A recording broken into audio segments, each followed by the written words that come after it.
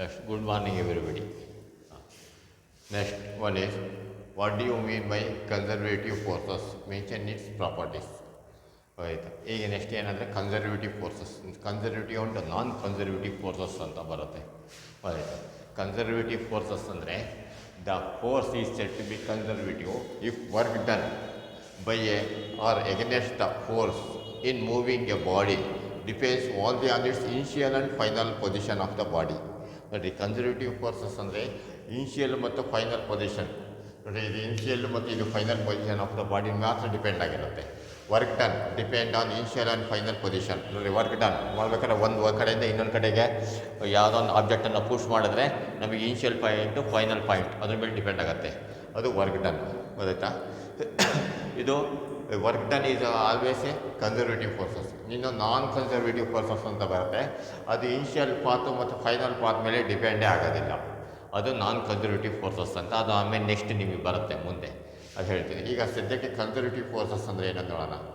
A force is set to be conservative if work done by or against the force in moving a body depends only on the initial and final position of the body.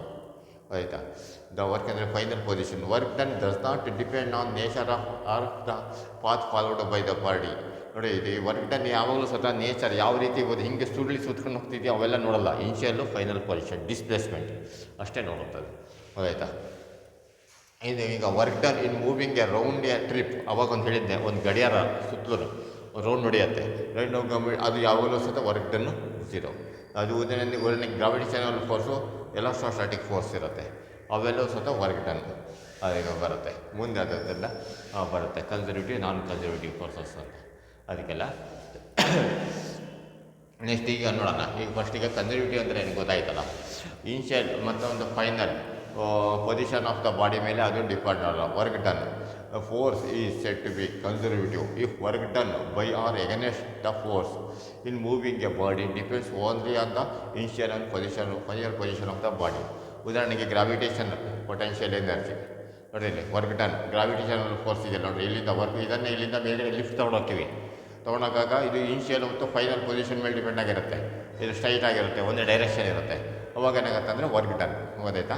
ಅದು conservative forces. ನಾನ್ conservative forces ಅಂದರೆ ಇದು ಇದ್ರ ಮೇಲೆ depend ಆಗೋದಿಲ್ಲ. ಗೊತ್ತಾಯ್ತಾ?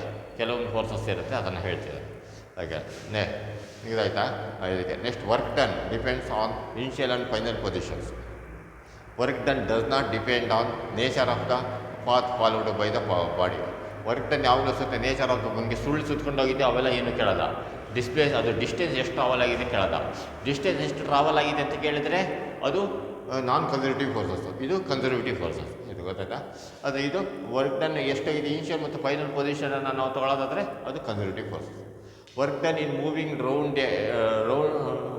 A round trip is 0. ಒಂದು ರೌಂಡನ್ನು ಹಿಂಗೆ round ಸುತ್ತೋರಿದ್ದೀವಿ, ಅದು ಸತ ಕನ್ಸರ್ವೇಟಿವ್ ಫೋರ್ಸಸ್. ಆಯಿತು? ಅದಕ್ಕೆ ಹೌದಾಯ್ತಾ? ಇದನ್ನು ಕ್ಲೀನಾಗಿ ನಾವು ಕಾಟ್ಕೊಂಡು ಅದಕ್ಕೆಲ್ಲ force is set to be conservative if work done by or against the force in moving a body depends only on the initial and final position of the body. ಆಯಿತಾ? A force is set to be conservative if work done by or against the force in moving a body depends only on the initial and final position of the body. Next ಇದು example. Work done depends on the properties ಇದ್ರದ್ದು ಏನಂದರೆ, work done depends on initial and final positions. Work done does not depend on nature of the path followed by the body. Work done in moving A round A trip is 0. ಇದು example. Gravitational force, electrostatic force ಅಂತ ಬರುತ್ತೆ. ಅದು ಮುಂದೆ second ಪಿ.ಸಿ.ಲಿ electrostatic force ಬರುತ್ತೆ. ಅದು next, state and prove the conservation of mechanical energy for a body falling freely from the under gravity. ನೋಡಿರಿ, ಒಂದು ಆಬ್ಜೆಕ್ಟನ್ನು ಮೇಲಿಂದ ಒಂದು ಬಿಸಾಕಿದ ತಕ್ಷಣ ಒಂದು ಬಿಡ್ತೀವಿ, ಅದು ಕೆಳಗಡೆ ಬೀಳ್ತಾ ಇರುತ್ತೆ. ಪ್ರತಿಯೊಂದು ಟೈಮ್ನಲ್ಲೂ ಟೋಟಲ್ ಎನರ್ಜಿ ಅದರದ್ದು ಈಕ್ವಲ್ ಆಗಿರುತ್ತೆ. ನೋಡಿರಿ, ಇಲ್ಲೊಂದು ಆಬ್ಜೆಕ್ಟ್ ಇದೆ, ಮೇಲಿಂದ ಬಿಟ್ಟಿದ್ವಿ, ಬಿಟ್ಟಾಗ ಏನಾಗುತ್ತೆ ಅಂದರೆ ಇಲ್ಲಿ ಟೋಟಲ್ ಎನರ್ಜಿ ಅಂದರೆ kinetic energy plus potential energy ಎರಡು ಸೇರಿಸಿದ್ರೆ ಒಂದು ಟೋಟಲ್ ಎನರ್ಜಿ ಬರುತ್ತೆ. ಆ ಟೋಟಲ್ ಎನರ್ಜಿ ಇಲ್ಲೊಂದು ಯಾವುದೊಂದು ಪಾಯಿಂಟ್ ತೊಗೊಳ್ರಿ, ಇಲ್ಲಿ ಈ ಪಾಯಿಂಟಲ್ಲಿ ಇಲ್ಲಿಂದ ಇಲ್ಲಿ ಬೀಳ್ತಾ ಇದೆ ಈ ಪಾಯಿಂಟಲ್ಲಿ ಇದು kinetic energy plus potential energy ಎರಡನ್ನೂ ಆಡಬೇಡ್ರಿ ಇದಕ್ಕೆ ಇದು ಈಕ್ವಲ್ ಇರುತ್ತೆ. ನೆಕ್ಸ್ಟ್ ಇಲ್ಲಿ ಒಂದು ಪಾಯಿಂಟ್ ತಗೊಳ್ರಿ, ಇಲ್ಲಿ ಟೋಟಲ್ ಎನರ್ಜಿ ಅಂದರೆ kinetic energy plus potential energy ಎರಡನ್ನೂ ಆ್ಯಡ್ ಮಾಡಿರಿ, ಅದು ಇದಕ್ಕೆ ಈಕ್ವಲ್ ಇರುತ್ತೆ. ಇಲ್ಲಿ ಲಾಸ್ಟ್ ಕೆಳಗಡೆ ಬಿತ್ತು ಅಂತಷ್ಟೇ ಅದಕ್ಕೂ ಲೆಕ್ಕ ಹಾಕ್ರಿ, kinetic energy plus potential energy ಎರಡು ಅಲ್ಲೂ ಸಹ ಏಕ್ ಬರುತ್ತೆ. ಅಂದರೆ ಇದು ಯಾವುದೇ point each and every point ತಗೊಳ್ಳಿ, ಸ್ಟಾರ್ಟಿಂಗಲ್ಲಿ ಏನು ಕೈನೆಟಿಕ್ ಎನರ್ಜಿ ಪೊಟೆನ್ಷಿಯಲ್ ಎನರ್ಜಿ ಇರುತ್ತೋ ಲಾಸ್ಟ್ವರೆಗೂ kinetic energy plus potential energy ಎರಡು ಈಕ್ವಲ್ ಆಗಿರುತ್ತೆ. ಮೊದಲು ಯಾವುದೇ ಪಾಯಿಂಟ್ ತೊಗೊಂಡ್ರು ಅದು ಈಕ್ವಲ್ ಆಗಿರುತ್ತೆ, ಒಂದಕ್ಕೊಂದು ಈಕ್ವಲ್ ಆಗಿರುತ್ತೆ. ಅಂದರೆ ಅದಕ್ಕೆ ಕನ್ಸರ್ವ್ಡ್ ಟೋಟಲ್ ಎನರ್ಜಿ ಕನ್ಸರ್ವ್ಡ್ ಅಂತ. State and prove the law of conservative mechanical energy for a body falling freely under gravity. ಗ್ರಾವಿಟೇಷನಲ್ಲಿ ಬಿದ್ದಾಗ ಅದು ಫ್ರೀ ಫಾಲಿಂಗ್ ಬಾಡೀಸ್ನಲ್ಲಿ ಟೋಟಲ್ ಎನರ್ಜಿ ಈಕ್ವಲ್ ಆಗಿರುತ್ತೆ ಅಂತ ಅರ್ಥ. ಸ್ಟೇಟ್ಮೆಂಟ್ ಅದಿರೋದು ಈ ಕನ್ಸರ್ವೇಷನ್ ಆಫ್ ಮೆಕ್ಯಾನಿಕಲ್ ಎನರ್ಜಿದು ಇದು expression. The total mechanical energy of the system is conserved.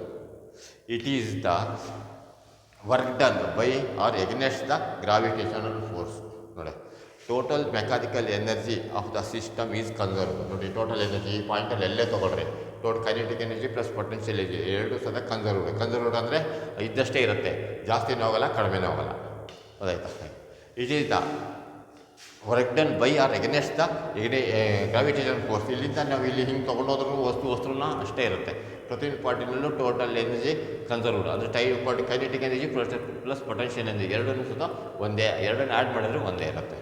ಅದು ಹೌದಾಯ್ತಾ? ಅದಕ್ಕೆ ಬರೋಣ ಅಂದರೆ ಏನೋ expression the total mechanical energy of the system is conserved. It is the work done by or against the gravitational force.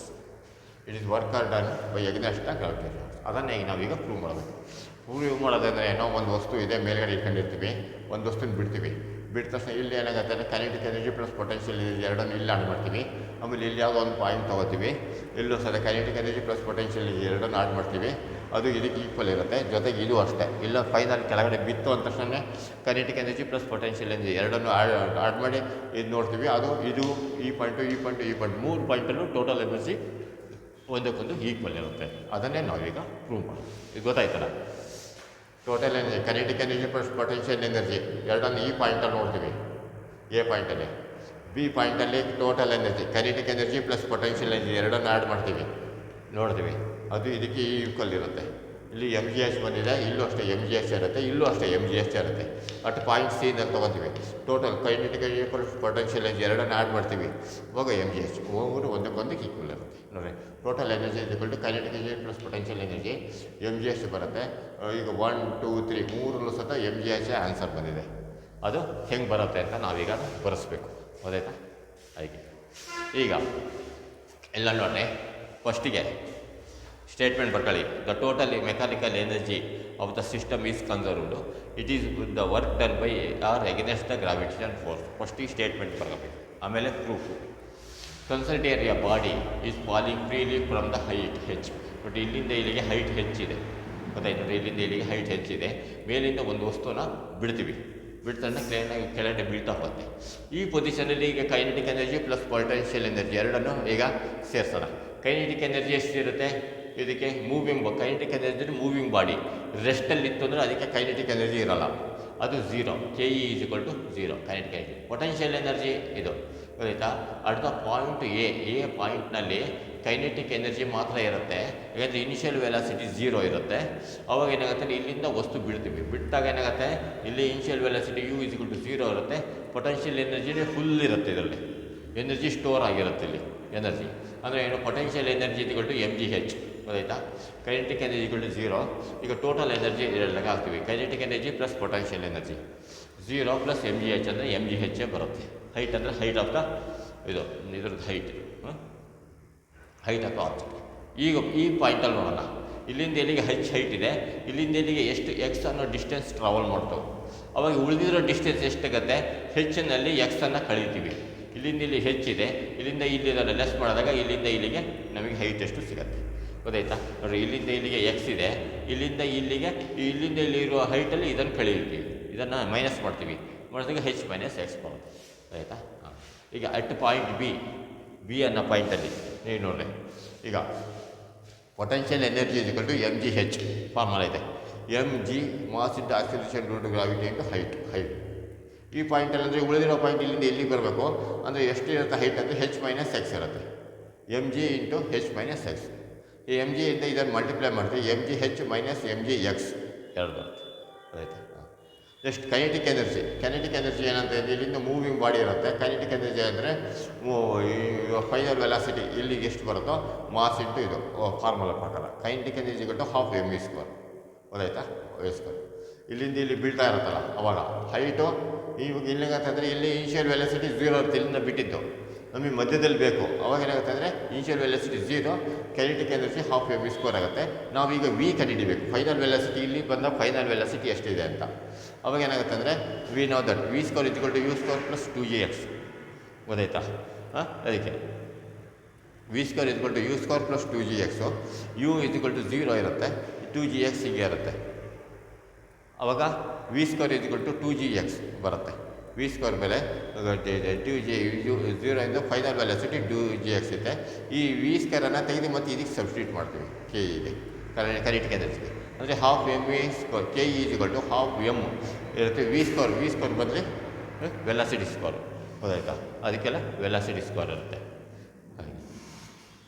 ಹಂಗಾಗಿ ಏನಾಗುತ್ತೆ ಅಂದರೆ v square ಈಗ ಜೂ ಟು ಕ್ಯಾನ್ಸಲ್ ಆಗುತ್ತೆ. M G X kinetic energy is equal to m G x. ಹೌದಾಯ್ತಾ? Total energy kinetic energy plus potential energy m g x kinetic energy ಇಲ್ಲಿದೆಯಲ್ಲ ಇಲ್ಲಿ ಇದಕ್ಕೆ m g x. Potential energy ಅಂದರೆ ಇದಕ್ಕೆ m G ಹೆಚ್ minus M G X ಎರಡು ಇದೆ. ಎರಡಕ್ಕೆ ಒಂದಕ್ಕೊಂದು ಆ್ಯಡ್ ಮಾಡ್ತೀವಿ. M G x plus m G X minus M G X cancel ಆಗುತ್ತೆ. ಈಗ ಎಮ್ ಜಿ ಹೆಚ್ ಬರುತ್ತೆ ನೋಡಿರಿ. ಟೋಟಲ್ ಎನರ್ಜಿ ಇಲ್ಲಿದ್ದಾಗ ಟೋಟಲ್ ಎನರ್ಜಿ ಎಷ್ಟಿತ್ತು ಇಲ್ಲಿ ಇತ್ತು. ಆ ಎ ಪಾಯಿಂಟಲ್ಲಿ ಎಮ್ ಜಿ ಹೆಚ್ ಇತ್ತು, ಬಿ ಪಾಯಿಂಟಲ್ಲೂ ಸ್ವತಃ ಎಮ್ ಜಿ ಹೆಚ್ ಇದೆ. ನೆಕ್ಸ್ಟ್ ಸಿ ಪಾಯಿಂಟಲ್ಲೂ ಅಷ್ಟೇ ಬರುತ್ತೆ ನೋಡಿ. ಅಷ್ಟು ಪಾಯಿಂಟ್ ಸಿನಲ್ಲಿ ಏನಾಗುತ್ತೆ ಅಂದರೆ ಪೊಟೆನ್ಷಿಯಲ್ ಎನರ್ಜಿ ಫುಲ್ ಹೋಗ್ಬಿಟ್ಟಿರುತ್ತೆ. ಎಲ್ಲ ಫುಲ್ ಕೆಳಗಡೆ ಬೀಳೋ ಟೈಮಲ್ಲಿ ಕೈನೆಟಿಕ್ ಎನರ್ಜಿ ಆಗಿರುತ್ತೆ. ಆಯಿತಾ? ಪೊಟೆನ್ಷಿಯಲ್ ಎನರ್ಜಿ ಸ್ಟೋರು ಇಲ್ಲಿಂದ ಎನರ್ಜಿ ಬರ್ತಾ ಪೊಟೆನ್ಷಿಯಲ್ ಎನರ್ಜಿ ಕಡಿಮೆ ಆಗ್ತಾ ಹೋಗುತ್ತೆ, ಕೈನೆಟಿಕ್ ಎನರ್ಜಿ ಜಾಸ್ತಿ ಆಗ್ತಾ ಹೋಗುತ್ತೆ. ಪೊಟೆನ್ಷಿಯಲ್ ಎನರ್ಜಿ ಇಲ್ಲಿ ಬಿದ್ದಾಗ 0 ಆಗಿರುತ್ತೆ, ಕೈನೆಟಿಕ್ ಎನರ್ಜಿ ಏನಾಗುತ್ತೆ ಫುಲ್ ಎನರ್ಜಿ ಇರುತ್ತೆ. ಇಲ್ಲಿ ಬೇಕಾದ್ರೆ ಹಾಫ್ ಎಮ್ ವಿ ಸ್ಕ್ವೇರ್ ಇತ್ತು, ಇಲ್ಲಿ ಇದ್ದಾಗಲೂ ಹಾಫ್ ಎಮ್ ವಿ ಸ್ಕ್ವೇರ್. ಇಲ್ಲಿ ಬಂದಾಗ kinetic energy half M V square ಆಗಿರುತ್ತೆ. ಆಯಿತಾ? ಅದಕ್ಕೆ ಅವಾಗ ಕೈನೆಟಿಕ್ ಎನರ್ಜಿ ಎಲ್ಲಿರುತ್ತೆ ಹಾಫ್ ಎಮ್ ವಿ ಸ್ಕ್ವೇರ್. ಅದಕ್ಕೆಲ್ಲ ಆಯಿತಾ? ಹಾಫ್ ಎಮ್ ವಿ ಸ್ಕ್ವೇರ್ ಅಂದರೆ ಏನು ಇದಕ್ಕೆ ಯು ಈಸ್ ಈಕ್ವಲ್ ಟು 0. ಅವಾಗ v know that V square is equal to you square plus 2gh. U final velocity 0 ಐತೆ, ಅವಾಗ 2gh ಇದೆ. ಅವಾಗ V square is equal to 2gh. ಈ ಕೈನೆಟಿಕ್ ಎನರ್ಜಿಗೆ ಅಪ್ಲೈ ಮಾಡ್ತೀವಿ ಹಾಫ್ ಎಮ್ ವಿ ಸ್ಕ್ವೇರ್. ಹೀಗೆ half M V square ಅಂದರೆ v ಬದಲೇ 2gh, 2 cancel m G h. Kinetic energy equal to m G h. So total energy is equal to kinetic energy plus potential energy. ಅದರಲ್ಲಿ m G h kinetic energy m G h ಇರುತ್ತೆ, potential energy 0. ಇಲ್ಲೇನಾಗಿತ್ತು kinetic energy 0 ಆಗಿತ್ತು, potential energy m G h ಆಗಿತ್ತು. ಇಲ್ಲಿ ಅದು ಉಲ್ಟಾಗಿದೆ. ಯಾಕಂದರೆ ಇದು ಸ್ಟಾರ್ಟಿಂಗ್ನಲ್ಲಿ kinetic energy 0 ಇರುತ್ತೆ, potential energy m G h ಇರುತ್ತೆ. ಇಲ್ಲಿ ಬಿದ್ದಾಗ ಕೈನೆಟಿಕ್ ಎನರ್ಜಿ ಎಮ್ ಜಿ ಹೆಚ್ ಆಗಿರುತ್ತೆ, ಪೊಟೆನ್ಷಿಯಲ್ ಎನರ್ಜಿ 0 ಆಗಿರುತ್ತೆ. ಹಾಗೆ ಸೊ ಏನಾಗುತ್ತೆ ಅಂದರೆ ಫ್ರಮ್ 1 to 3 ನೋಡಿ, ಇದು ಎಲ್ಲವೂ ಈಕ್ವಲ್ ಇದೆ. It is observed that total mechanical energy is conserved at every point. ಯಾವುದೇ ಪಾಯಿಂಟ್ ತೊಗೊಳ್ರಿ, ಇಲ್ಲಿ ಯಾವುದೇ ಪಾಯಿಂಟ್ ತೊಗೊಂಡ್ರು ಟೋಟಲ್ ಎನರ್ಜಿ ಯಾವಾಗಲೂ ಈಕ್ವಲ್ ಇರುತ್ತೆ, ಕನ್ಸರ್ವ್ಡ್. ಅಂದರೆ ಏನು ಅದು ಅದು ಡೆಸ್ಟ್ರಾಯೂ ಆಗೋಲ್ಲ, ಕ್ರಿಯೇಟು ಆಗೋಲ್ಲ. ಎಷ್ಟಿರುತ್ತೋ ಅಷ್ಟೇ ಇರುತ್ತೆ. ಗೊತ್ತಾಯ್ತಾ? ಅದು ಟೋಟಲ್ ಎನರ್ಜಿ.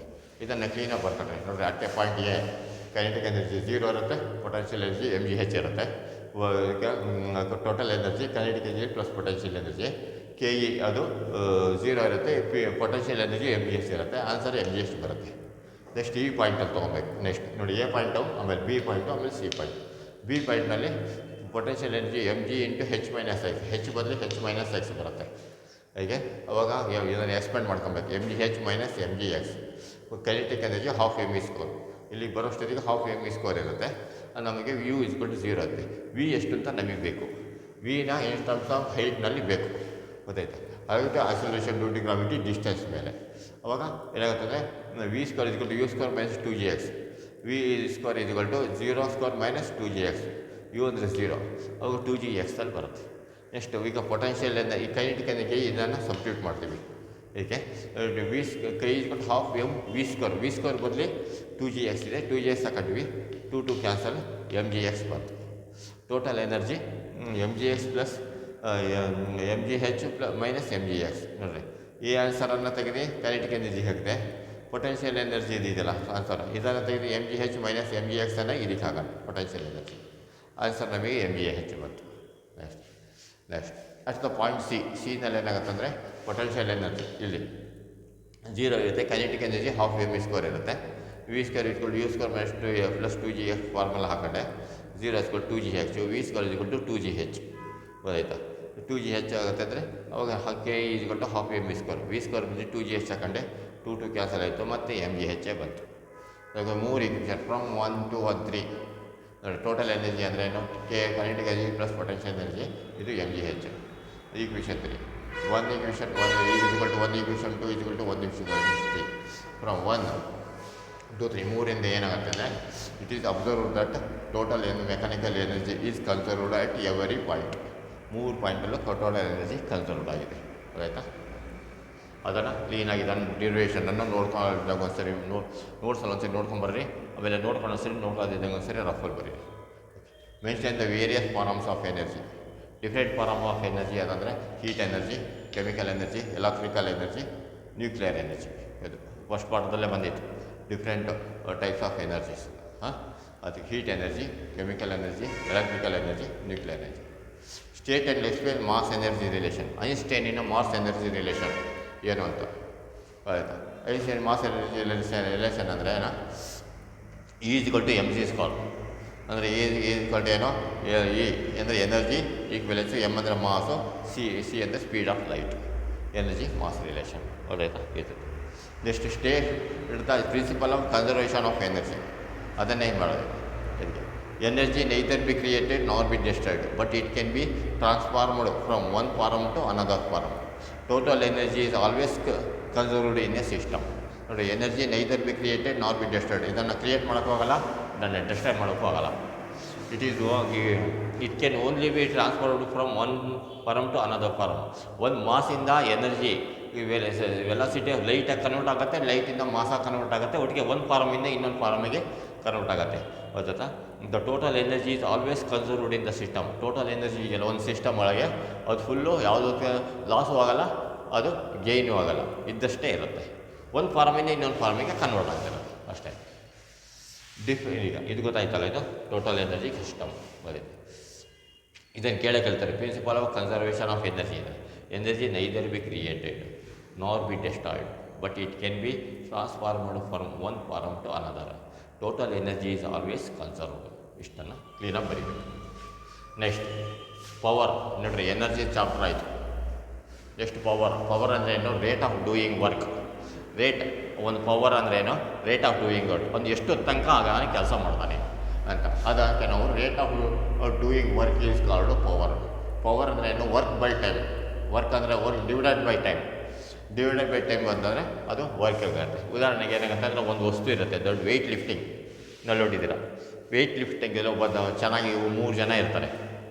ಒಬ್ಬ ವೆಯ್ಟ್ ಲಿಫ್ಟಿಂಗನ್ನು ತೆಗೆದು ಹಾಗೆ ಹಿಡ್ಕೊತಾನೆ ಮತ್ತು ಬಿಡ್ತಾನೆ, ವರ್ಕ್ ಆಗೋಲ್ಲ. ಅದೀಗ ವರ್ಕ್ ಆಗಬೇಕು. ವರ್ಕ್ ಬೇಕಾದರೆ ಒಂದು ವಸ್ತುನ ಆ ವೆಯ್ಟ್ ಲಿಫ್ಟನ್ನು ತೊಗೊಂಡೋಗಿ ಇನ್ನಷ್ಟು ದೂರ ಇಡ್ತಾನೆ, ಅದು ವರ್ಕ್ ಆಗುತ್ತೆ. ಗೊತ್ತಾಯ್ತಾ? ವರ್ಕ್ ಅಂದರೆ ಏನು? ವೆಯ್ಟ್ ಲಿಫ್ಟಿಂಗನ್ನು ತೆಗೆದು ಒಂದು ಕಡೆಯಿಂದ ತೊಗೊಂಡೋಗಿ ಇನ್ನೊಂದು ಕಡೆ ಇಡೋದು, ಅದು ವರ್ಕ್. ಅದು ಎನರ್ಜಿ ಅಂದರೆ ಏನು? ಆ ವೆಯ್ಟ್ ಲಿಫ್ಟಿಂಗ್ ಎತ್ತಕ್ಕೆ ಇವನಿಲ್ಲಿ ಎನರ್ಜಿ ಇರಬೇಕಲ್ಲ, ಅದು ಎತ್ತೆ ತೊಗೊಂಡೋಗಿ ಆ ಕಡೆ ಇಡ್ತಾನಲ್ಲ, ಅದು ಎನರ್ಜಿ. ಇನ್ನೊಂದು ಏನಂದರೆ ಪವರ್ ಅಂದರೆ ಏನೋ? ಅದನ್ನು ಹಿಂಗೆ ತೊಗೊಂಡೋಗಿ ಕ್ವಿಕ್ಕಾಗಿ ಇಟ್ನೋ ಅಥವಾ ಲೇಟಾಗಿ ಇಟ್ನೋ, ಅದನ್ನು ತೊಗೊಳ್ಳೋದೆ ನಿಧಾನಕ್ಕೆ ತೊಗೊಂಡೋಗಿಟ್ನೋ ಅಥವಾ ಫಾಸ್ಟಾಗಿ ತೊಗೊಂಡೋಗಿಟ್ನೋ, ಅದಕ್ಕೆ ನಾವು ಪವರ್ ಅಂತೀವಿ. ಪವರ್ ಅಂದರೆ ವರ್ಕನ್ನು ನಾವು ಎಷ್ಟು ಟೈಮ್ ಒಳಗಡೆ ಮಾಡ್ತೀವಿ, ಎಷ್ಟು ಟೈಮ್ ಒಳಗೆ ಮುಗಿಸ್ತೀವಿ, ಅದಕ್ಕೆ ನಾವು ಪವರ್ ಅಂತ ಕರಿತೀವಿ. ಗೊತ್ತಾಯ್ತಾ? ಪವರು ಎನರ್ಜಿ ಇದಕ್ಕೆ ಡಿಫ್ರೆನ್ಸ್ ಏನಂದರೆ, ವರ್ಕಿಗೆ ಬರೀ capacity to do work.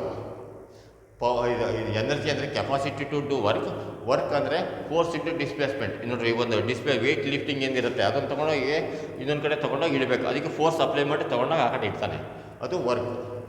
Power ಇದು ಎನರ್ಜಿ ಅಂದರೆ ಏನು? ಅವನಲ್ಲಿ ಶಕ್ತಿ ಇದೆಯೋ ಇಲ್ವೋ ಎತ್ತು ತೊಗೊಂಡೋಗಿ ಇಡೋಕ್ಕೆ, ಅದು ಒಂದು. ಇನ್ನು ಪವರ್ ಅಂದರೆ ಏನು? ಅವನೊಂದು ಎಷ್ಟು ನಿಮಿಷದೊಳಗೆ ತೊಗೊಂಡೋಗಿ ಆ ಕಡೆ ಇಡ್ತಾನೆ, ಅದು power. Work, power, energy 3 difference ಅಂತ ಕ್ಲೀನಾಗಿ ನೋಡ್ತಾರೆ. ಗೊತ್ತಾಯ್ತಾ. Rate of doing work is called power. Power is equal to work by time, ಒಂದು ಈಕ್ವೇಷನ್. ಇದು ಪವರ್ ಈ P is equal to WIT, ಇನ್ನೊಂದು equation. P is equal to force into displacement by time, or power P is equal to F into S/T, ಇದೊಂದು equation. ಇನ್ನೊಂದು power equal to force S/T ಅಂದರೆ velocity, power is equal to force into velocity. ಅದು ಗೊತ್ತಾಯ್ತಾ, ಅಷ್ಟಿಗೆ power ಅವರಿಗೆ ಅಷ್ಟು ಈಗ ಬರ್ತದೆ. Next important points, power is a scalar unit quantity, ಅದು ಸ್ಕೇಲಾರ್ ಕ್ವಾಂಟಿಟಿ ಇದು ಪವರ್. ಫೋರ್ಸ್ದು ವೆಕ್ಟರು, ವೆಲಾಸಿಟಿನೂ ವೆಕ್ಟರು, ಆದರೆ ಇದಕ್ಕೆ ಮಲ್ಟಿಪ್ಲೈ ಆದಾಗ ಬರೋದೇ ನಮಗೆ ಪವರ್, ಅದು scalar quantity. m⁻1, L⁻2, T⁻³ is its dimensional formula. ಅದು watt is the unit of power. Power ಬಗ್ಗೆ ಪವರ್ ಈಗ ನಿಮ್ಮ ಮನೆಯಲ್ಲೆಲ್ಲ ಕರೆಂಟ್ ಎಷ್ಟು ವ್ಯಾಟಿಂದ ಬಲ್ಬ್ ಹಾಕಿದೆಯಾ ಅಂತ ಕೇಳ್ತಾರೆ. ಎಷ್ಟು ವ್ಯಾಟಿನ ಅಂದರೆ ಎಷ್ಟು, ಒಂದು ಜೋಲ್ ಆಫ್ ಕರೆಂಟನ್ನು 1 ಸೆಕೆಂಡಲ್ಲಿ 1 ಜೋಲ್ ಆಫ್ ಕರೆಂಟ್ ಅಷ್ಟನ್ನು ಅದು ಉಪಯೋಗಿಸ್ಕೊಳ್ಳುತ್ತೆ ಲೈಟ್ ಕೊಡಬೇಕಂದ್ರೆ ನಮಗೆ. ಅದಕ್ಕೆ ನಾವು 1 ವ್ಯಾಟ್ ಅಂತೀವಿ. 1 ವ್ಯಾಟ್ ಬಲ್ಬ್ ಅಂದರೆ ಏನು, 1 ಜೋಲ್ ಆಫ್ ಕರೆಂಟನ್ನು 1 ಸೆಕೆಂಡಲ್ಲಿ 1 ಜೋಲ್ ಆಫ್ ಕರೆಂಟ್ ಇಳಿಯುತ್ತೆ. 60 ವ್ಯಾಟ್ಸಿಂದು ಬಲ್ಬ್ ಅಂದರೆ ಏನು, 60 ಜೋಲ್ಸ್ ಆಫ್ ವರ್ಕನ್ನು ಬರೀ ಒಂದೇ 1 ಸೆಕೆಂಡಲ್ಲಿ 60 ಜೋಲ್ಸ್ ಅಷ್ಟು ಕರೆಂಟನ್ನು ಎಳ್ಕೊಳ್ಳುತ್ತೆ. ಗೊತ್ತಾಯ್ತಾ. 60 ಜೋಲ್ಸ್ ಅಷ್ಟು ಕೆಲಸ ಆಗ್ಬೇಕಾದ್ರೆ ಅದಾಗ 1 ಸೆಕೆಂಡಲ್ಲಿ 60 ಜೋಲ್ಸ್ ಅಷ್ಟು ಕೆಲಸ ಆಗುತ್ತೆ, ಅದು 60 ವ್ಯಾಟ್ಸ್. 10 ವ್ಯಾಟ್ಸ್ LED ಬಲ್ಬ್ ಇರುತ್ತವೆ. 10 ವ್ಯಾಟ್ಸ್ ಅಂದರೆ 10 ಜೋಲ್ ಆಫ್ ವರ್ಕನ್ನು 1 ಸೆಕೆಂಡಲ್ಲಿ ಮಾಡುತ್ತೆ ಅಂತ ಅರ್ಥ. ಗೊತ್ತಾಯ್ತಾ, 1 ವ್ಯಾಟ್. ಗೊತ್ತಾಯ್ತು. Practical unit of power is horse power, HP. ಮೋಟ್ರುಗಳಲ್ಲೆಲ್ಲ ಬಳಸ್ತೀವಿ. ಎಷ್ಟು HP ಮೋಟ್ರು ಅಂತ, ಈ ನೀರು ಎತ್ತಬೇಕಾದ್ರೆ ಎಲ್ಲ ಎಷ್ಟು HP ಮೋಟ್ರು ಅಂತ. ಗದ್ದೆ ಈ ಹಳ್ಳಿ ಕಡೆ ಇರೋರೆಲ್ಲ 5 HP ಮೋಟ್ರು, 10 HP ಮೋಟ್ರು ಅಂತೀವಿ. ಹಾರ್ಸ್ ಪವರ್ ಅದಲ್ಲ, ಅದನ್ನು ಬಳಸ್ತೀವಿ. ಗೊತ್ತಾಯ್ತಾ. ಅದಕ್ಕೆ 1 ಹಾರ್ಸ್ ಪವರ್ ಅಂದರೆ 746 ವ್ಯಾಟ್, 746 ಜೋಲ್ಸ್ ಆಫ್ ವರ್ಕನ್ನು 1 ಸೆಕೆಂಡ್ನಲ್ಲಿ ಮಾಡಿದ್ರೆ ಅದಕ್ಕೆ ನಾವು ಹಾರ್ಸ್ ಪವರ್ ಅಂತೀವಿ. 760 ವ್ಯಾಟ್ ಅಂದರೆ ಏನು, 746 ಜೋಲ್ಸ್ ಪರ್ ಸೆಕೆಂಡ್ ಅಂತ ಅರ್ಥ. ಅದು 746 ಜೋಲ್ಸ್ ಅಷ್ಟು ವರ್ಕನ್ನು ಮಾಡಿದಾಗ 1 ಸೆಕೆಂಡಲ್ಲಿ ಮಾಡಿದಾಗ 1 ಹಾರ್ಸ್ ಪವರ್ ಅಂತೀವಿ. ಹಾರ್ಸ್ ಪವರ್ ಅಂದರೆ ಒಂದು ಕುದುರೆಗೆ ಎಷ್ಟು ಶಕ್ತಿ ಇರುತ್ತೆ ಅಂದರೆ 746 ಜೌಲ್ ಅಷ್ಟು ಕರೆಂಟ್ ಕೊಡೋ ಅನ್ಸೋದು ಶಕ್ತಿ ಇರುತ್ತೆ. ಗೊತ್ತಾಯ್ತಾ. ಅದಕ್ಕೆಲ್ಲ HP used to display the output of automobiles and motor bikes. Motor ಬೈಕ್ನಲ್ಲಿ, ಆಟೋಮೊಬೈಲ್ಸ್ನಲ್ಲಿ ಈ ಮೋಟ್ರುಗಳೆಲ್ಲ ಒಟ್ಟಿಗೆ ಬಳಸ್ತಾರೆ. ಎಷ್ಟು HP ಪವರ್ ಅಂತ. 1 ಕಿಲೋವ್ಯಾಟ್ ಇದು 1000 ವ್ಯಾಟ್. ನೋಡಿರಿ, 1 ಕಿಲೋವ್ಯಾಟ್ ಪವರ್. ಕಿಲೋವ್ಯಾಟ್ ಎಷ್ಟು ಕಿಲೋವ್ಯಾಟಿಂದು ಇದು ಮೋಟ್ರು ಬಲ್ಬ್ ಅವೆಲ್ಲ ಕೇಳ್ತೀವಿ. 1000 ವ್ಯಾಟ್. ಮೆಗಾವ್ಯಾಟ್ ಅಂದರೆ ಏನೋ ಅಲ್ಲ, 1 ಕಿಲೋವ್ಯಾಟ್ ಅಂದರೆ 1000 ವ್ಯಾಟ್. 1 ಮೆಗಾವ್ಯಾಟ್ ವಿದ್ಯುತ್ ಉತ್ಪಾದನೆ ಮಾಡಬೇಕಾದ್ರೆಲ್ಲ ಎಷ್ಟು ಮೆಗಾವ್ಯಾಟ್ ವಿದ್ಯುತ್ ಉತ್ಪಾದನೆ ಆಗ್ತಿದ್ದೇವೆ ಅಂದರೆ 10⁶ ವ್ಯಾಟ್ಸ್ ಅಂದರೆ 10⁻⁴ ಜೌಲ್ಸ್ ಆಫ್ ವರ್ಕು 1 ಸೆಕೆಂಡ್ನಲ್ಲಿ ಆಗ್ತಿರತ್ತೆ. ಗೊತ್ತಾಯ್ತಾ. ಅದಕ್ಕೆ ನಾವು ಅಷ್ಟನ್ನು ತೊಗೋತೀವಿ. ಗೊತ್ತಾಯ್ತಾ. ಈಗ 1 ಜೋಲ್ ಆಫ್ ವರ್ಕ್ ಅಂದರೆ ಏನಂತ ತೊಗೊಬೋದಂದರೆ 1 ವ್ಯಾಟ್ ಅಂದರೆ 1 ಜೋಲ್ ಆಫ್ ವರ್ಕ್ ಅಂದರೆ ನಾವು ಒಂದ್ಸರಿ ಹಿಂಗೆ ಚಪ್ಪಾಳೆ ಹೊಡಿತೀವಿ. ಹಿಂಗೆ ಚಪ್ಪಾಳೆ ಹೊಡೆದಾಗ ನಾವು 1 ಜೋಲ್ ಆಫ್ ವರ್ಕನ್ನು 1 ಸೆಕೆಂಡ್ ಅಂತ ತೊಗೊಬೋದು. ಅದೇ ರೀತಿ 1 ವ್ಯಾಟ್ ಅಂದರೆ ಏನು, ಎಷ್ಟು ಇದು ಜೋರಾಗಿ ಹಿಂಗೆ ಚಪ್ಪಾಳೆ ಹೊಡೆದ್ರೆ ಜೋರಾಗಿ 1 ಸೆಕೆಂಡಲ್ಲಿ 7 ಸರಿ ಚಪ್ಪಾಳೆ, ಒಂದು 746 ವ್ಯಾಟ್ಸ್ ಅಂದರೆ ಏನು, 746 ಚಪ್ಪಾಳೆಗಳು ಒಂದೇ ಸರಿ ಹಿಂಗೆ ಹೊಡೆದ್ಬಿಟ್ರೆ ಎಷ್ಟು ಸೌಂಡ್ ಬರುತ್ತೆ. ಅದಕ್ಕೆ ನಾವು 1 ವ್ಯಾಟ್ ಅಂತ ಕರಿತೀವಿ. ಉದಾಹರಣೆಗೆ ಯಾವುದೋ ಒಂದು ವಸ್ತು ಇತ್ತು, ವಸ್ತುವನ್ನು ಮುಗಿಬೇಕು, ಹಿಂಗೆ ಒಂದ್ಸರಿ ಹಿಂಗೆ ಹೊಡೆದ್ರೆ ಬರೋಲ್ಲ. ಅದೇ ಈಗ 50 ವ್ಯಾಟ್ಸು 100 ವ್ಯಾಟ್ಸ್ ಇರುತ್ತೆ. 100 ವ್ಯಾಟ್ಸ್ ಅಂದರೆ 100 ಜನ ತೆಗೆದು ಒಂದ್ಸರಿ ಹಿಂಗೆ ಹೊಡೆದ್ರೆ ಅದಕ್ಕೆ ಸ್ಕೇಲ್ ಮುರ್ಕೊಂಡು ಹೋಗುತ್ತೆ. ಅದಕ್ಕೆ ನಾವು 100 ವ್ಯಾಟ್ಸ್ ಅಂತ ಕರಿತೀವಿ. ಅದಕ್ಕೆ ನಾವು ಆ ಶಕ್ತಿ. ಅದಾಯ್ತಾ. ಇದು ಕರೆಂಟಲ್ಲಿ, ಇದರಲ್ಲಿ ಫೋರ್ಸಲ್ಲಿ ನಾನು ಇದನ್ನು ಹೇಳಿದೆ.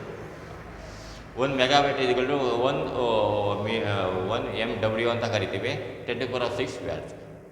kg metre square per second cube is also unit of power. ನೋಡಿ, ಇದನ್ನು ಪ್ರಾಬ್ಲಮ್ ಸಾಲ್ವ್ ಮಾಡೋಕ್ಕೆ ಉಪಯೋಗಿಸ್ತೀವಿ. kg metre square per second cube. Gram centimetre square per second cube is in CGS unit. ಇದು CGS ಯೂನಿಟಲ್ಲಿ ಇದನ್ನು ಬಳಸ್ತೀವಿ. ಇಷ್ಟು ಪಾಯಿಂಟ್ಸ್ಗಳನ್ನು ತೊಗೊಂಡ್ರೆ 11 ಪಾಯಿಂಟ್ಸ್ಗಳು ಸಹಿತ CETಗೆ ಒಂದಲ್ಲ ಒಂದು ಥರದಲ್ಲಿ ಕೇಳ್ತಾರೆ.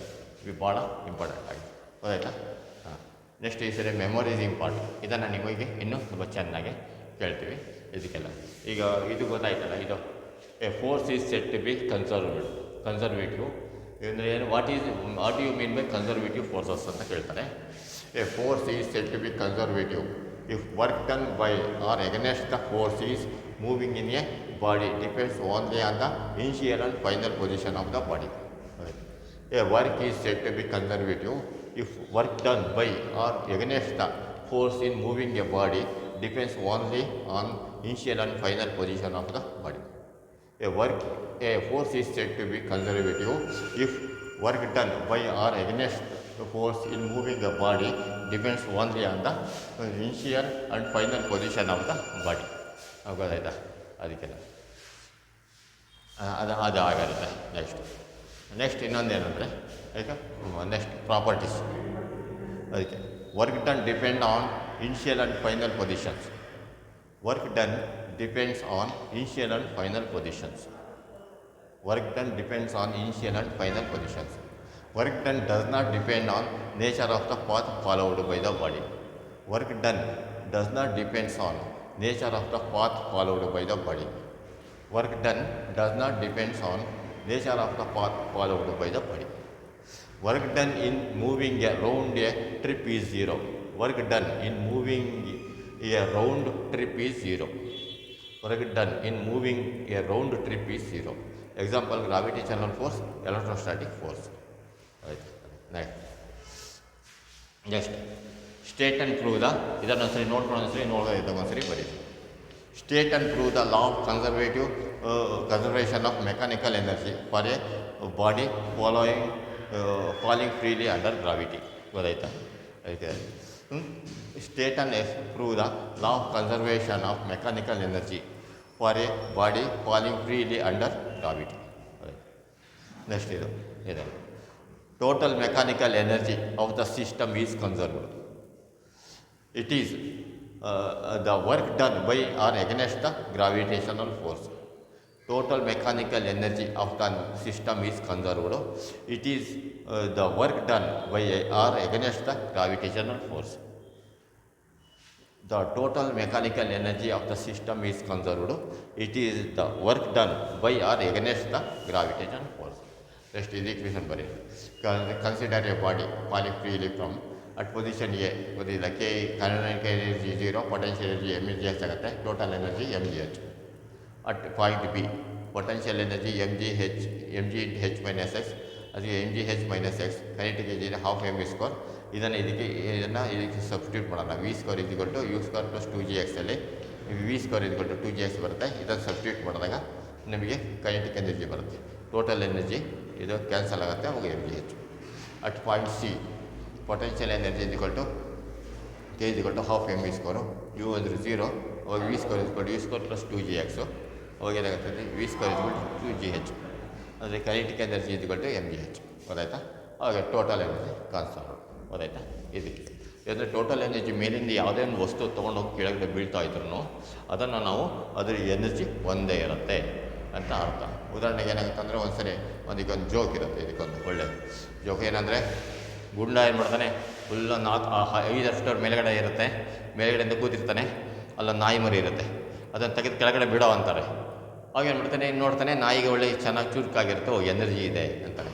ಸರಿ, ಮೇಲಿಂದ ಬಿಡ್ತಾನೆ, ಇದನ್ನು ಅವಾಗ ತಾನೇ ಅವನು ಇದನ್ನು ಈ ಫಾರ್ಮುಲಾ ಕೇಳ್ಕೊಂಡಿರ್ತಾನೆ, ಏನಂದರೆ ಟೋಟಲ್ ಎನರ್ಜಿ ಕನ್ಸರ್ವ್ಡ್. ಹೌದಲ್ವಾ, ಫಿಸಿಕ್ಸ್ನವ್ರು ಹೇಳಿದ್ದಾರೆ, ಹೆಂಗಿದ್ರೆ ಕನ್ಸರ್ವ್ಡ್. ತಡಿ ಹಂಗಾರೆ ಮೇಲಿಂದ ಎದ್ದಾಕೋಣ ಅಂತ ಮೇಲಿಂದ ಎದ್ದಾಕ್ಬಿಡ್ತಾನೆ. ಎದ್ದಾಕಿದ್ರೆ ಸೀದಾ ಕೆಳಗಡೆ ಬಂದು ಬೆಳಗ್ಗೆ ಬಿದ್ದುಬಿಡುತ್ತೆ, ಸತ್ತೇ ಹೋಗ್ಬಿಡುತ್ತೆ. ಸಹಿತಾನೆ ಯಾಕೆ ಅಂತ ನೋಡ್ತಾನೆ, ಬಂದು ಕೇಳ್ತಾರೆ ಯಾಕೆ ಸಾಯಿಸಿದೆ ಅಂತ. ಇಲ್ಲ, ಅದು ಟೋಟಲ್ ಎನರ್ಜಿ ಕನ್ಸರ್ವ್ಡ್. ನೋಡ್ರಿ, ಅಟ್ ದ ಪಾಯಿಂಟ್ ಏನಲ್ಲೂ ಅದೇ ಎನರ್ಜಿ, ಬಿನಲ್ಲೂ ಅದೇ ಎನರ್ಜಿ, ಸಿನಲ್ಲೂ ಅದೇ ಎನರ್ಜಿ ಇರುತ್ತೆ. ಹಾಗಾಗಿ ಏನಾಗುತ್ತೆ ಅಂದರೆ ಇಲ್ಲಿ ಏನಿದೆ ಸೇಮ್ ಅದೇ ಕೆಳಗಡೆ ಬಿದ್ದಾಗಲೂ ಇರುತ್ತೆ ಅದು ಎನರ್ಜಿ. ಹಾಗಾಗಿ ಏನಾಗಲ್ಲ, ಅದೇನು ಸತ್ತಿಲ್ಲ, ಅದು ನೋಡ್ರಿ ಅದು ಇದೆ ಅಂತಾನೆ. ಹಾಗೆ ಆಗುತ್ತೆ. ಇದು ಜಸ್ಟ್ ಒಂದು ಜೋಕ್. ಇದು ಪ್ರಾಕ್ಟಿಕಲ್ ಆಗಿ ಇದಕ್ಕೆ ಆ ರೀತಿ ಪ್ರಾಣಿಗಳ ಮೇಲೆ ಇದನ್ನು ಬರೋಣ. ಹಾಗೆ next, mention the various forms of energy. Heat energy, chemical energy, electrical energy, nuclear energy. Mention the various forms of energy: heat energy, chemical energy, electrical energy, nuclear energy. Heat energy, chemical energy, electrical energy, nuclear energy. Next, state and explain mass energy equivalence. According to the Einstein, mass can be converted into energy and energy can be converted into mass. E is equal to mc square, where m is equal to mass, c is equal to speed of light, E is equal to energy equivalence. According to the Einstein, mass can be converted into energy and energy can be converted into mass. E is equal to mc square, where m is equal to mass, c is equal to speed of light, E is equal to energy equivalency. And according to the Einstein, mass can be converted into energy and energy can be converted into mass. E is equal to mc square, where m is equal to mass, c is equal to speed of light, E is equal to energy equivalency. Next ಇದನ್ನು ನೋಡ್ಕೊಂಡು syndrome ಒಂದ್ಸರಿ ಬರೀರಿ ಇವಷ್ಟನ್ನು ಅಷ್ಟೇ. State the principle of conservation of energy. Energy can neither be created nor be destroyed, but it can be transformed from one form to another. Total energy is always conserved in a system. Energy neither be created nor be destroyed, but it can be transformed from one form to another. Total energy is always conserved in a system. Energy neither be created nor be destroyed, but it can be transformed from one form to another. Total energy is always conserved in a system. ಇದನ್ನು 3 ಸರಿ ಬರೀರಿ. Notes ಒಂದೊಂದು ಸರಿ, ರಫಲ್ಲಿ 2 ಸರಿ. Next define power. Rate of doing work is called power. Rate of doing work. Rate of doing work is called power. P is equal to work by time, P is equal to W by T, P is equal to FP into S by T, P is equal to F into S by T, P is equal to FP. ಇದು ಪ್ರಾಬ್ಲಮ್ಸ್ಗಳೆಲ್ಲ ಬರುತ್ತೆ. ಎಷ್ಟು important points ನೋಡ್ಕೊಳ್ಳೋ ಸರಿ ಬರೀರಿ. Power is a scalar quantity. Power is a scalar quantity. m to the power of 1, L to the power of 4, T to the power of -3 is the dimensional formula. m to the power of 1, L to the power of 2, T to the power of -3 is its dimensional formula. m to the power of 1, T to the power of 2, L to the power of 2, T to the power of -3 is its dimensional formula. Watt is the SI unit of power. 1 watt is equal to 1 joule per second. Watt is the SI unit of power. 1 watt is equal to 1 joule per second. Watt is the SI unit of power. 1 watt is equal to 1 joule per second. Practical unit of power is horsepower. 1 horsepower is equal to 746 watt. Practical unit of power is horsepower. 1 horsepower is equal to 746 watt. Practical unit of power is horsepower. 1 horsepower is equal to 746 watt. 1 HP is used to describe the output of automobiles and motorbikes. HP is used to describe the output of automobiles and motorbikes. 1 kilowatt is equal to 1000 watts. 1 megawatt is equal to 10 to the power of 6 watt. 1 kilowatt is equal to 1000 watt. 1 megawatt is equal to 10 to the power of 6 watt. kg meter square per second cube is a unit of power. kg meter square per second cube. kg meter square per second cube is unit of power. Gram centimeter square per second cube. Gram centimeter square per second cube.